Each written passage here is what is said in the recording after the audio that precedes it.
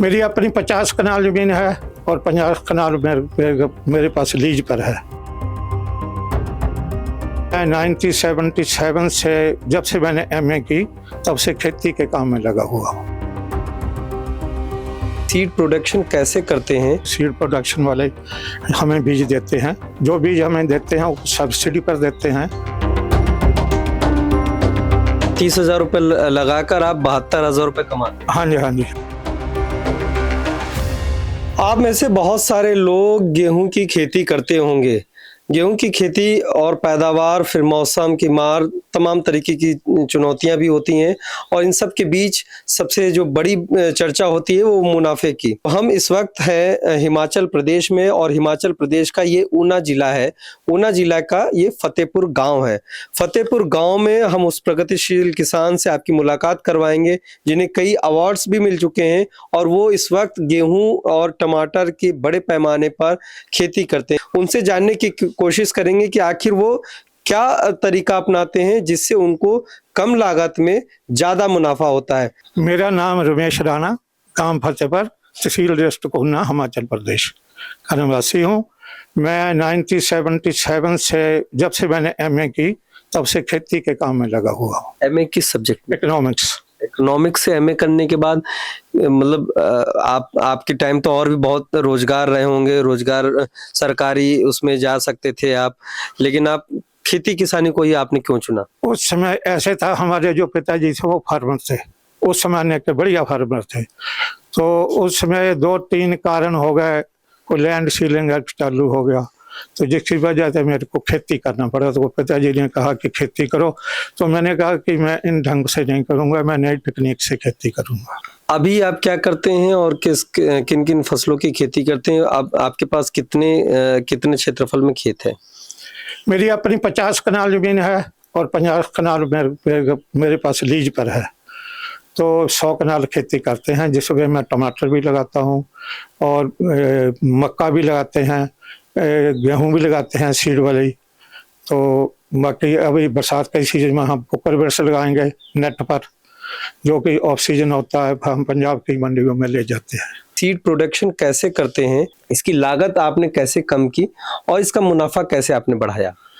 Sir, ऐसे seed production का तो ऐसे है, जो डिपार्टमेंट ऑफ एग्रीकल्चर शिमला के सीड प्रोडक्शन वाले हमें बीज देते हैं, जो बीज हमें देते हैं वो सब्सिडी पर देते हैं और हमसे पूरे रेट में प्रोक्योरमेंट करते हैं। और इसमें शर्तें हैं, इसमें 3-4 बार चेकिंग होती है। पहले तो खेतों में 2 बार चेकिंग होती है कि इसमें कोई जई तो नहीं, कोई जौ तो नहीं, कोई इसमें बाद में गुल्ली डंडा तो नहीं, तो कोई इसमें करनाल बंट का कोई ऐसा इशू तो नहीं है। तो यदि तो हमारी सिलेक्शन होती है वहाँ खेत से, तब तो उसमें खेत वाली हो गई। उसके बाद थ्रेशन हो गई, थ्रेशन के बाद देखेंगे आकर हमारी सीड को कि हाँ क्या ये ठीक है, तो ठीक है। यदि उसमें भी कोई कमी पाई गई तो रिजेक्ट हो जाएगा। कई बार तो ऐसे है, हमें पता चलता है कि हमारा बीज ठीक है ना, हम अपने आप ही रिजेक्ट कर देते हैं। लागत कैसे आपने कम की इस बीज में?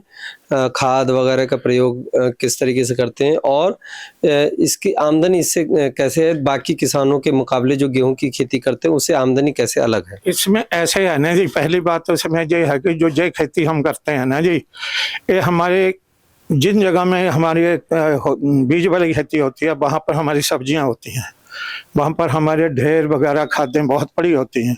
तो इसलिए हमें बीज में जो केमिकल खाद है उसका बहुत कम प्रयोग करते हैं, उससे हमें हमारी लागत कम होती है। कितना कम? बहुत, जैसे कि 1 किलो में 25 किलो हम डालते हैं DAP। और बाकी किसान तो उनकी अपनी मर्जी है, वो देखते हैं कि कितने डाल दें, ज़्यादा डालने से ज़्यादा चाड़ मिलेगा। हम जो ढेर डालते हैं रोटेशन से डालते हैं, हर साल 35-40 ट्रॉली खेतों में डालेंगे। उसके आगे दूसरी फसल उसमें ले जाएंगे, फिर ऐसे घुमा फिरा कर फिर उसमें सभी फसलें बारी बारी आएंगी उसमें। अच्छा, अब ये हमारा खाद का खर्चा भी इसमें कम हो जाएगा, देसी खाद का भी कम हो जाएगा। जहाँ देसी ढेर एक बार डाल दिया बस तीसरे डालते हैं। अच्छा, उत्पादन का क्या है? कितना उत्पादन होता है? उत्पादन ऐसे है ना जी, उत्पादन यदि कम से कम हो तो 2 क्विंटल 1 कनाल का होता है, वैसे 3 तक भी निकल जाता है। 3 क्विंटल 1 कनाल? 24 क्विंटल किला, 6 किले में 24 क्विंटल।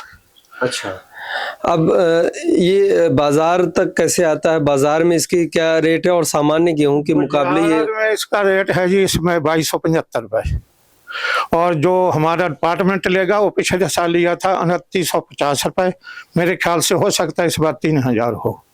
मतलब बाजार में जो सामान्य किसान बेचते हैं वो 2200 के करीब में बेचते हाँ जी, हैं, हाँ जी। और आप जो बेचते हैं वो करीब 3000 के करीब, हाँ जी, 3000 के करीब बेचते 3000 रुपए प्रति क्विंटल। प्रति क्विंटल। इस बार आपने कितने सीड का प्रोडक्शन किया है गेहूं के? हमारा सीड होगा जी 90 क्विंटल के लगभग। अगर हम लागत की बात करें, लागत सर शुरू भाई से हम गिनते हैं, मैं अपनी लेबर भी बीच में डालता हूँ, जो अपनी लेबर भी डालते हैं, जैसे हम 400 रुपये लेबर को देते हैं, मैं अपने भी 400 रुपया कैलकुलेट करता हूँ बीच में।